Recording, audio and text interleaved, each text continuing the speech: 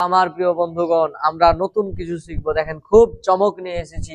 শুদ্ধ অশুদ্ধ ক্লাস নয়, শুদ্ধ অশুদ্ধ ক্লাস নয়। দেখলেন, আত্মীয় নারীর ক্ষেত্রে রস্বই হবে, আত্মীয় নারীর ক্ষেত্রে রস্বই হবে। আমরা জানি পুরুষ এবং নারী মানুষ বুঝালেই দীর্ঘই হয়, কিন্তু মানুষ বুঝানোর পরেও রস্বই হয় কোন ক্ষেত্রে, সেটা আমি একটা দিয়েছিলাম আরি।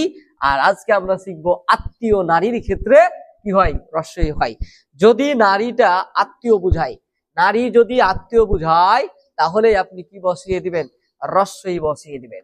যেমন দেখেন, উদাহরণে চলে যাই, তাহলে আমরা বুঝতে পারবো। উদাহরণ হচ্ছে আপনার দাদি। দাদি এটা কিন্তু আত্মীয়। দাদিটা কি আত্মীয় না?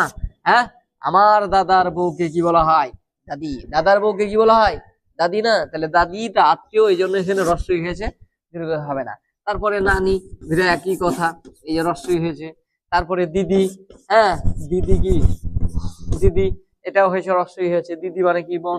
যারা হিন্দু তারা কিন্তু বোনকে দিদি বলে, আর আমরা তো আপু বলি। যাই হোক, এইরকম ভাবে আপনার আত্মীয় নারীর ক্ষেত্রে কি হয়, রস্বই হয়। তারপরে আরো আছে আপনার যেমন মাসি, পিসি, কাকি। হ্যাঁ, মাসি, এই যে মাসি, এগুলো সাধারণত হিন্দুরা বলে। মাসি কাকে বলে?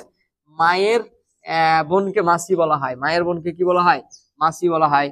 তারপরে পিসি, পিসি হচ্ছে আপনার বাপের বোনকে পিসি বলা হয়, যেটা আমরা ফুফি বলি। তাহলে মাসি, পিসি। তারপরে এই যে কাকি, কাকি, হ্যাঁ, তারপরে এই চাচি।